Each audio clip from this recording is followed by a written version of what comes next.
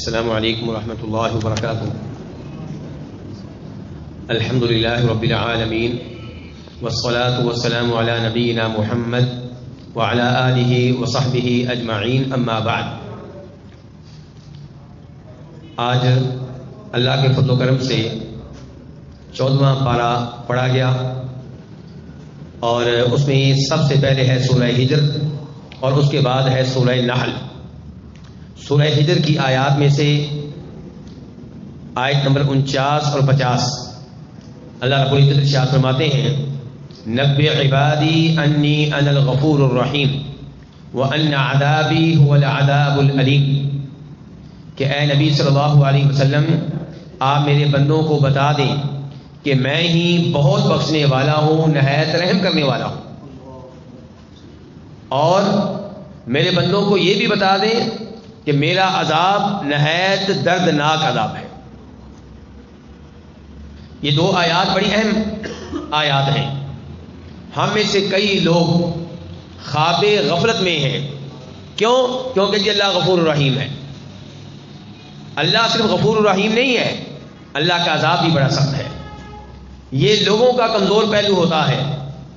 آپ کی توجہ چاہوں گا، یہ میرا اور آپ کا کمزور پہلو ہوتا ہے کہ یا میں بہت غصے والا ہوں گا یا پھر میں بہت نرمی کرنے والا. اتنی نرمی کرنے والا کہ میں کوئی اسکول کا سسٹم نہیں چلا سکتا، کوئی فیکٹری کا نظام نہیں چلا سکتا کیونکہ بہت نرم ہوں. یا اتنا سخت کہ نرمی کا نام و نشان ہی نہیں، سارے لوگ مجھ سے متنفر ہیں. اللہ کا یہ معاملہ نہیں ہے.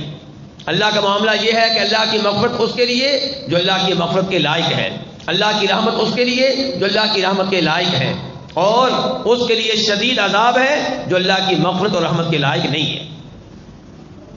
اللہ کو دھوکہ نہیں دیا جا سکتا یہ کہہ کر ہر معاملے میں یہ کہ اللہ غفور الرحیم ہے. آپ کوشش کریں 30 کے 30 روزے رکھنے کی، پھر ایک روزہ رہ گیا سفر کی وجہ سے، بیماری کی وجہ سے، تو اب آپ کہیں گے اللہ غفور الرحیم ہے اور وہ روزہ بعد میں رکھ لیں گے. پورا زور لگانے کے بعد کمی کوتاہی رہ جائے پھر کہنا چاہیے اللہ غفور الرحیم ہے. لیکن انسان نماز کے لیے اٹھے نہیں، رات کو وقت میں سوئے نہیں، اور پھر فجر کی نماز قضا ہو جائے اور کہیں کہ اللہ غفور الرحیم ہے، یہ کوئی کھیل تماشا نہیں ہے. تو اللہ نے اس لیے ایک ہی جگہ پہ کہہ دیا کہ میں غفور الرحیم بھی ہوں اور میرا عذاب بھی بڑا سخت ہے. اللہ کی مغفرت کس کے لیے؟ ہر ایک کے لیے ہے. یہ جو اللہ نے بتا دیا ہے ذرا توجہ سے سنیے گا. اللہ تعالیٰ فرماتے ہیں سورہ طٰہٰ میں آیت نمبر 82 وَإِنِّي لَغَفَّارٌ لِمَن تَابَ وَآمَنَ وَعَمِلَ صَالِحًا ثُمَّ اهْتَدَىٰ. کہ میں بہت معاف کرنے والا ہوں، بہت بخشنے والا ہوں. یا اللہ تو کس کو بخشتا ہے؟ فرمایا اس کو جو توبہ کر لے، جو ایمان لے آئے، جو نیک اعمال بجا لائے، جو ہدایت پا جائے، میں اس کو بخشنے والا ہوں. یہ الفاظ میرے بھائیو نوٹ کر لیں، اللہ کس کو بخشنے والا ہے. ایمان لائے، توحید پہ چل پڑے، شرک سے توبہ طیب ہو جائے، عامل صالحا نیک اعمال بجا لائے، ثم اهتدى ہدایت کے اوپر رہے، اللہ کہتے ہیں میں اس کو بخشنے والا ہوں. یا اللہ تیری رحمت کے بڑے چرچے ہیں، وہ کس کے لیے ہے؟ فرمایا وَرَحْمَتِي وَسِعَتْ كُلَّ شَيْءٍ سورہ اعراف. میری رحمت نے ہر چیز کا احاطہ کر رکھا ہے. فَسَأَكْتُبُهَا لِلَّذِينَ يَتَّقُونَ وَيُؤْتُونَ الزَّكَاةَ وَالَّذِينَ هُمْ بِآيَاتِنَا يُؤْمِنُونَ. لیکن ایک دن آئے گا میری رحمت صرف ان کے لیے ہوگی جو ایمان والے ہیں، جو متقی ہیں، جو پرہیزگار ہیں، جو مجھ سے ڈرنے والے ہیں. یہاں پہ ایک حدیث بھی آپ کے سامنے رکھنا چاہوں گا جسے امام مسلم رحمہ اللہ روایت کرتے ہیں کہ اگر کافر کو پتہ چل جائے کہ میری رحمت کتنی وسیع ہے تو وہ بھی امیدیں لگا لے کس چیز کی؟ میری جنت کی. اور اگر مومن کو پتہ چل جائے میرا عذاب کتنا سخت ہے تو وہ بھی ڈرنے لگ جائے جہنم کی آگ سے. تو امید اور ڈر کے درمیان زندگی گزارنی چاہیے. کس کے درمیان میرے بھائیو؟ امید اور ڈر کے درمیان. جب اللہ کی رحمت پہ نگاہ پڑے تو آپ کہیں انشاءاللہ میرا بھی کام بن جائے گا. جب اپنے گناہوں پہ نگاہ پڑے تو کہیں نہیں، صورتحال بڑی خطرناک ہے، پتہ نہیں کیا بننا ہے. تو کامیاب ہے وہ انسان جس کی زندگی امید اور ڈر کے درمیان میں گزرے.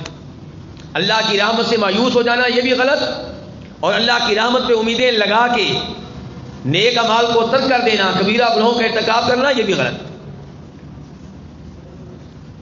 سورہ ہجر کی آیات میں سے آیت نمبر 97 98 99 اور آج کے درس کی آیت نمبر 3، 4، 5 اللہ تعالیٰ فرماتے ہیں وَلَقَدْ نَعْلَمُ أَنَّكَ يَضِيقُ صَدْرُكَ بِمَا يَقُولُونَ فَسَبِّحْ بِحَمْدِ رَبِّكَ وَكُن مِّنَ السَّاجِدِينَ وَاعْبُدْ رَبَّكَ حَتَّى يَأْتِيَكَ الْيَقِينُ۔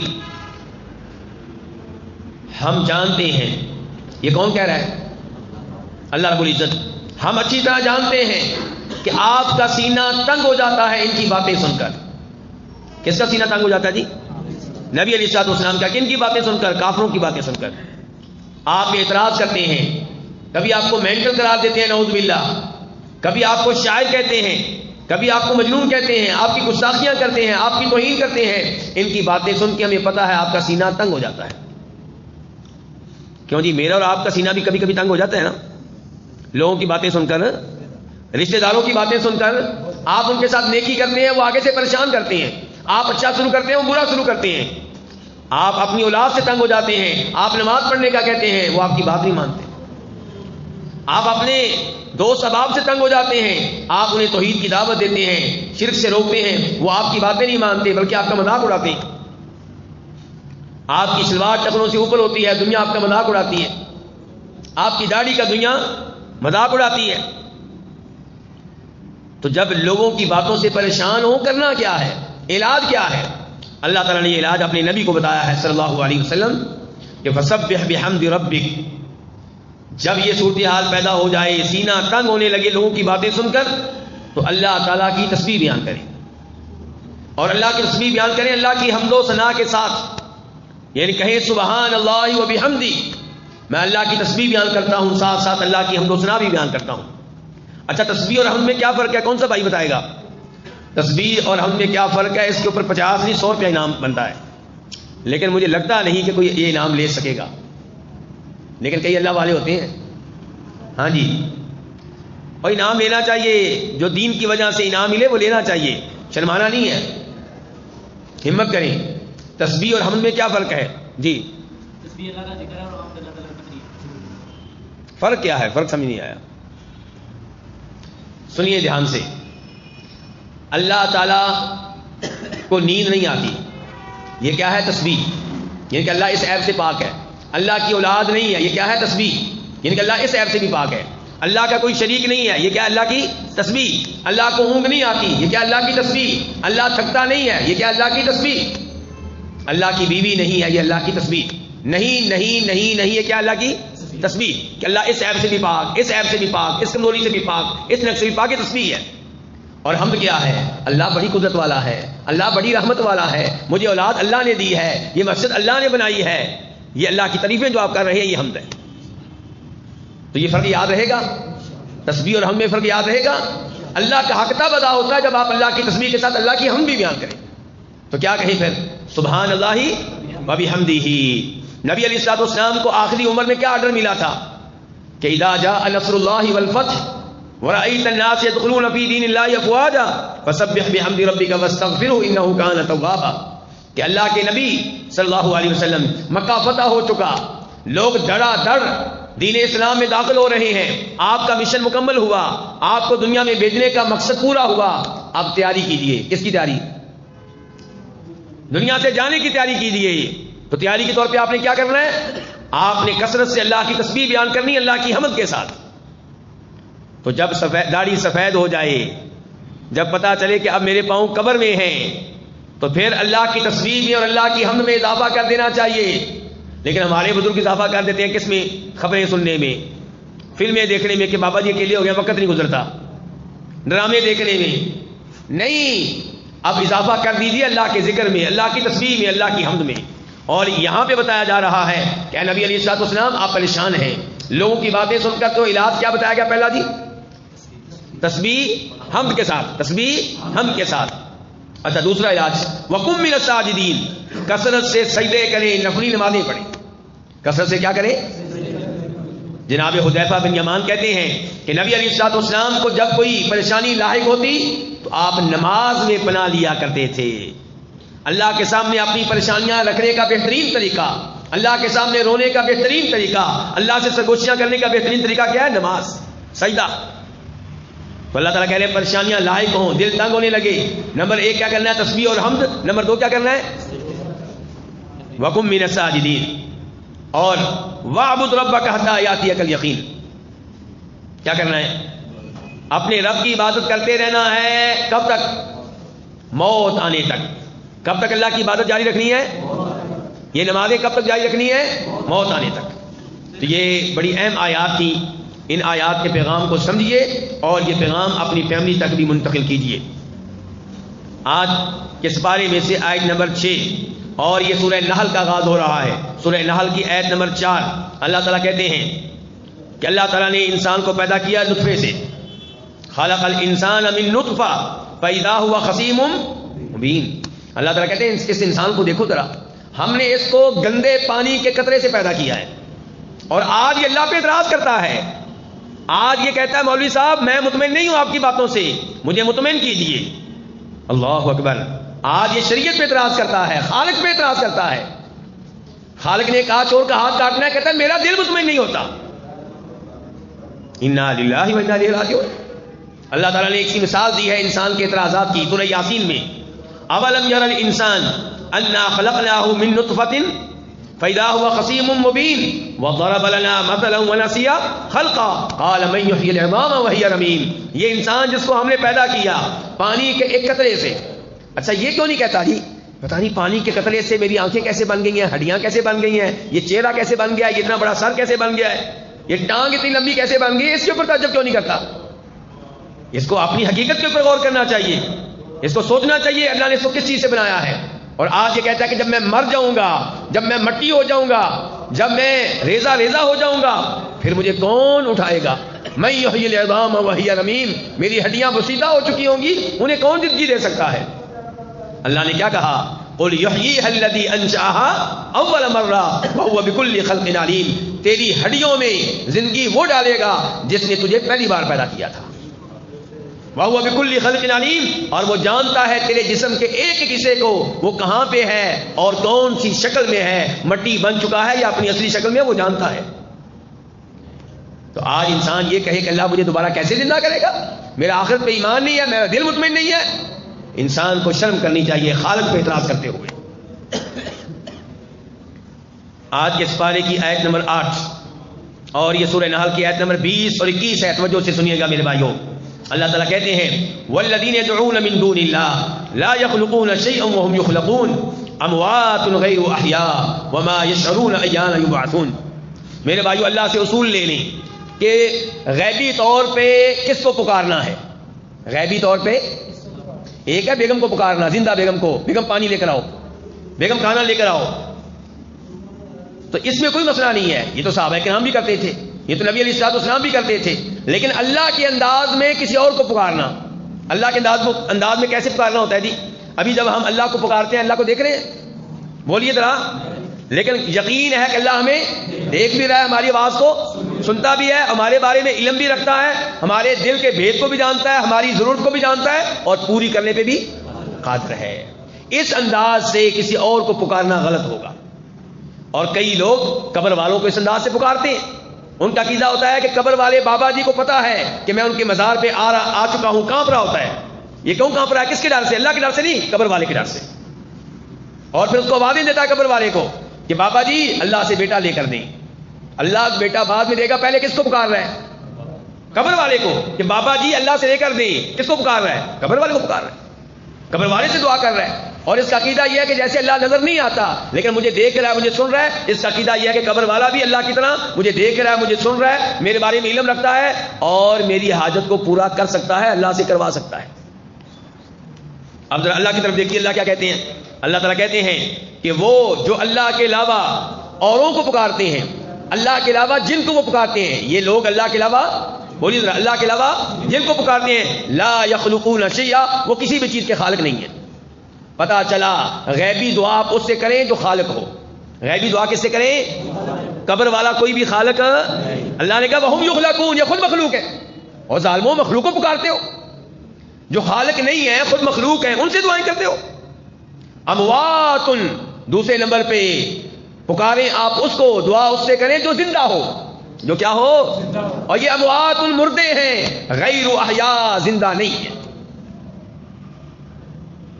تو پکارنا کس کو ہے غیبی طور پہ؟ نمبر ایک جو خالق ہو, مخلوق نہ ہو. نمبر 2 زندہ ہو مردہ نہ ہو. نمبر 3 وما یشعرون ایان یبعثون، ان بیچاروں کو تو یہ نہیں پتا کہ کب تک قبر میں رہنا ہے، کب ان کو اٹھایا جائے گا. تو پکاریے اس کو جس کو پتا ہے کہ قیامت کب واقع ہوگی، جس کو پتا ہے قیامت، جو صاحب علم ہے. تو پکارنا اس کو ہے جو خالق ہے، جو ہمیشہ زندہ رہے گا، اور جو صاحب علم ہے، جس کو ایک ایک چیز کا پتا ہے، یہ بھی پتا ہے قیامت کب واقع ہوگی. تو میرے بھائیوں، پتا چلا کہ فوت شدگان کو پکارنا جائز. فوت شدگان میں سے جو نیک ہیں وہ ہمارے بھی بزرگ ہیں، ہم ان کی عزت کرتے ہیں، ان سے محبت کرتے ہیں، ان کا احترام کرتے ہیں، لیکن دعا اللہ کا حق ہے، غیر اللہ سے دعا کرنا جائز نہیں ہے. آیت نمبر 10 اور یہ سورہ نحل کی آیت نمبر 36 ہے. وَلَقَدْ بَعَثْنَا فِي كُلِّ أُمَّةٍ رَسُولًا أَنِ اعْبُدُوا اللَّهَ وَاجْتَنِبُوا الطَّاغُوتَ فَمِنْهُم مَّنْ هَدَى اللَّهُ وَمِنْهُم مَّنْ حَقَّتْ عَلَيْهِ الضَّلَالَةُ فَسِيرُوا فِي الْأَرْضِ فَانظُرُوا كَيْفَ كَانَ عَاقِبَةُ الْمُكَذِّبِينَ. ذرا دھیان سے میں آپ کی توجہ چاہوں گا. اس آیت میں اللہ تعالیٰ نے بڑی اہم بات کی ہے. اس آیت سے پہلی آیت میں کیا ہے، ذرا سنیے.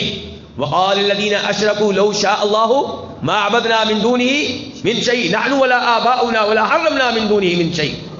شرک کرنے والے کیا کہتے ہیں؟ سنیے ذرا ان کی دلیل سنیے. شرک کرنے والوں کی کہتے ہیں اگر ہمارا کام غلط ہے تو اللہ ہمیں نہ کرنے دیتا. اور سن رہے ہیں نا، کافر کیا کہتے ہیں، مشرک کیا کہتے ہیں، شرک کرنے والے کیا کہتے ہیں؟ کہتے ہیں ہم ٹھیک کر رہے ہیں. دلیل کیا ہے؟ دلیل یہ ہے کہ اگر ہمارا کام غلط ہوتا اللہ ہمیں کرنے ہی نہ دیتا. اللہ ہمارے کام پہ راضی ہے، اس لیے ہمارا کام چل رہا ہے. دیکھا نہیں مزاروں درباروں میں کتنا رش ہے؟ اتنا رش تو آپ کی مسجدوں میں بھی نہیں ہے. اگر ہم غلط ہیں تو ہماری اکثریت کیوں ہے؟ اگر ہم غلط ہیں تو ہماری، بولیے ذرا، ہماری اکثریت کیوں ہے؟ یہ ان کے اشکالات ہیں.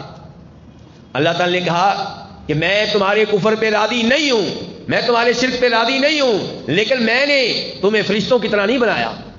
میں نے تمہیں ارادہ دیا، اختیار دیا ہے، نیکی کا راستہ بتا دیا، برائی کا راستہ بتا دیا، اور تمہیں مہلت دی ہے، جو کرنا ہے کرو. یہ تو میرا سسٹم ہے. فرشتوں کو میں نے اختیار نہیں دیا. فرشتوں کو میں نے اختیار، ہر فرشتہ نیکی کر رہا ہے، کبھی کسی فرشتے نے گناہ نہیں کیا. لیکن انسانوں کی باری آئی، کہا جاننا چاہتے ہو میں راضی کس بات پہ ہوں؟ جاننا چاہتے ہو تو آؤ غور کرو کہ ہم نے ہر امت میں ایک رسول بھیجا ہے، یہ پیغام دے کر کہ اللہ کی عبادت کرو اور اللہ کے علاوہ کسی کی عبادت. تو اگر میں شرک پہ راضی ہوں تو میں نے رسول کیوں بھیجے ہیں؟ پھر اگر میں شرک پہ راضی ہوں تو شرک سے روکنے کے لیے رسول کیوں بھیجے ہیں میں نے؟ اگر میں شرک پہ راضی ہوں تو میں نے آسمان سے کتابیں کیوں نازل کی ہیں شرک سے منع کرنے کے لیے؟ جب میں نے رسول بھیجے، کتابیں نازل کی، کچھ لوگوں نے نبیوں کی بات مانی اور کچھ نے گمراہی کا راستہ اختیار کیا، پھر انجام کیا ہوا؟ فسیروا فی الارض، زمین میں چلو پھرو اور دیکھو جنہوں نے میرے نبیوں کی بات نہیں مانی، شرک پہ ڈٹے رہے، ان کا انجام کیا ہوا. اگر میں شرک پہ راضی تھا تو میں نے ان کے اوپر عذاب کیوں نازل کیا؟ اور کچھ سمجھ آ رہی کہ نہیں آ رہی؟ نمبر 1 اللہ نے کہا کہ میں شرک پہ راضی نہیں ہوں، دلیل یہ کہ شرک سے منع کرنے کے لیے میں نے کیا بھیجے ہیں؟ رسول. نمبر 2 دلیل اس بات کی کہ میں شرک پہ راضی نہیں ہوں کہ شرک کرنے والوں کے پاس رسول آئے، وہ بات نہیں آئے تو میں نے ان پہ عذاب بھیجا. کہ عذاب سے تمہیں پتہ نہیں چلتا کہ میں ان پہ ناراض ہوں؟ واضح ہوگی بات علماء کرام؟ یہ سوال ختم ہوا. تو معیار اکثریت یا اقلیت نہیں ہے، معیار یہ ہے کہ اللہ نے رسول کیوں بھیجے ہیں علیہ الصلوۃ والسلام، اللہ نے قرآن کیوں نازل کیا ہے ان گمراہیوں سے منع کرنے کے لیے. آیت نمبر 11 اور یہ سورۃ نحل ہے. وَلَوْ يُؤَاخِذُ اللَّهُ النَّاسَ بِظُلْمِهِمْ مَا تَرَكَ عَلَيْهَا مِن دَابَّةٍ وَلَكِنْ يُؤَخِّرُهُمْ إِلَىٰ أَجَلٍ مُّسَمًّى فَإِذَا جَاءَ أَجَلُهُمْ لَا يَسْتَأْخِرُونَ سَاعَةً وَلَا يَسْتَقْدِمُونَ.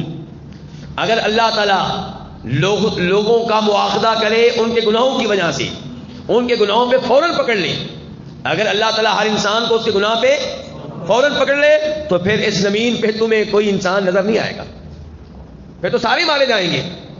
لیکن اس کا نظام کیا؟ وَلَٰكِن يُؤَخِّرُهُمْ، اللہ مہلت دیتا ہے، اللہ ڈھیل دیتا ہے ایک وقت مقررہ تک. موت کا وقت مقرر ہے، جب تک موت کا فرشتہ نہیں آتا تب تک تمہیں مہلت ہے. خیر کے کام کرنے ہیں خیر کے کر لو، شر کے کرنے ہیں شر کے کر لو، نیکیاں کمانی نیکیاں کما لو، گناہ کرنے ہیں گناہ کر لو.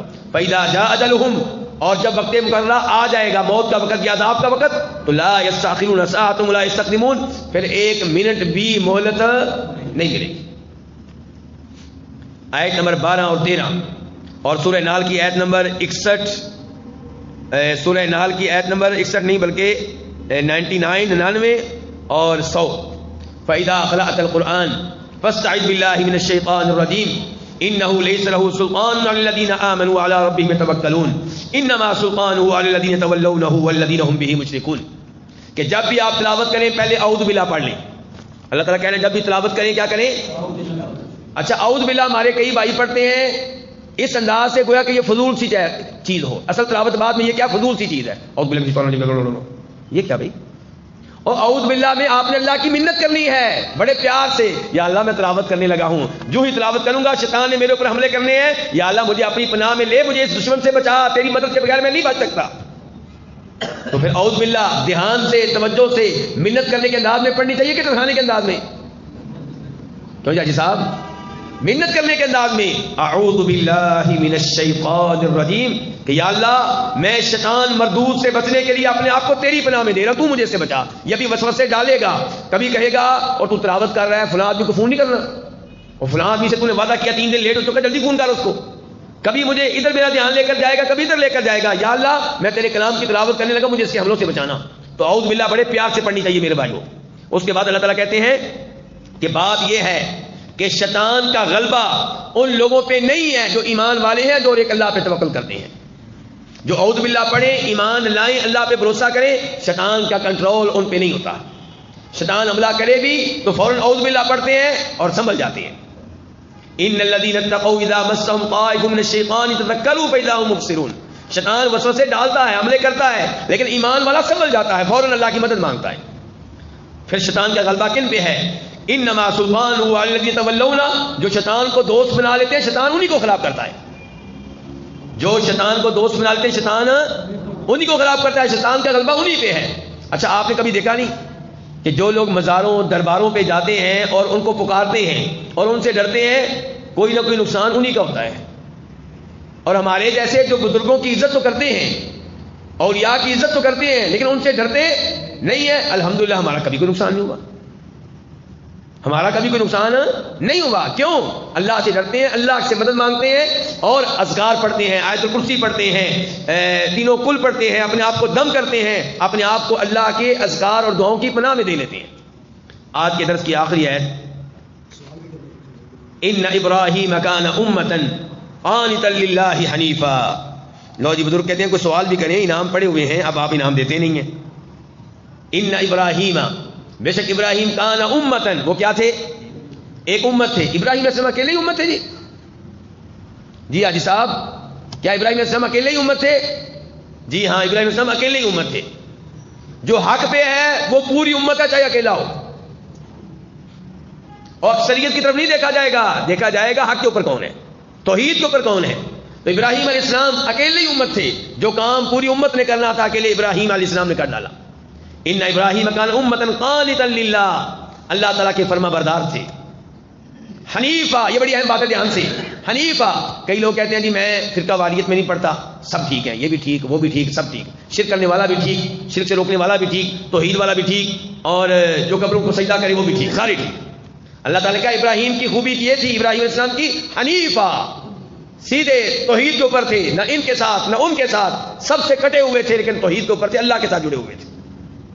مسلک حق پہ رہیں، توحید پہ رہیں، کتاب و سنت پہ رہیں، اور باقی سب کو غلط کہیں تب آپ ٹھیک ہیں. اگر آپ کہیں یہودی بھی بھائی وہ بھی ٹھیک، عیسائی بھی بھائی وہ بھی ٹھیک، ہندو بھی بھائی وہ بھی ٹھیک، اللہ کہتا ہے ان کے ساتھ جا، مجھے تیری ضرورت ہی نہیں ہے، جا. اللہ کو ایسا بندہ نہیں چاہیے، اللہ کو کھرا بندہ چاہیے ابراہیم علیہ السلام کی طرح حنیفہ، کہ توحید کے اوپر تھے اور سب سے بیزار سے، سب سے لا تعلق تھے. ولم یکن من المشرکین، اور شرک کرنے والوں میں سے نہیں تھے. اس کے بعد کیا جی؟ شاکرا لانعمہ، اللہ تعالیٰ کی نعمتوں پہ اللہ کا شکر ادا کیا کرتے تھے. اجتباہ وہداہ الی صراط مستقیم، اللہ نے انہیں چن لیا، انہیں ہدایت دی. وآتیناہ فی الدنیا حسنہ، اللہ نے دنیا میں بڑی شان دی، بڑا مقام دیا. وانہ فی الآخرۃ من الصالحین، اور آخرت میں بھی ان کا مقام بڑا عظیم ہوگا، نبیوں کے ساتھ ہوں گے، بڑے بڑے لوگوں کے ساتھ ہوں گے. اور پھر آخری بات یہ کہ ابراہیم علیہ السلام کی یہ بھی شان ہے، ثم اوحینا الیک ان اتبع ملت ابراہیم حنیفا. ابراہیم علیہ السلام وہ عظیم ہستی ہیں کہ ہمارے نبی کو، خاتم النبیین علیہ السلام کو، رحمت للعالمین کو آرڈر ملتا ہے کہ آپ ابراہیم علیہ السلام کے دین کی پیروی کیجیے. یہ شان ہے کس کی؟ ابراہیم علیہ السلام کی. ہاں جی اب میں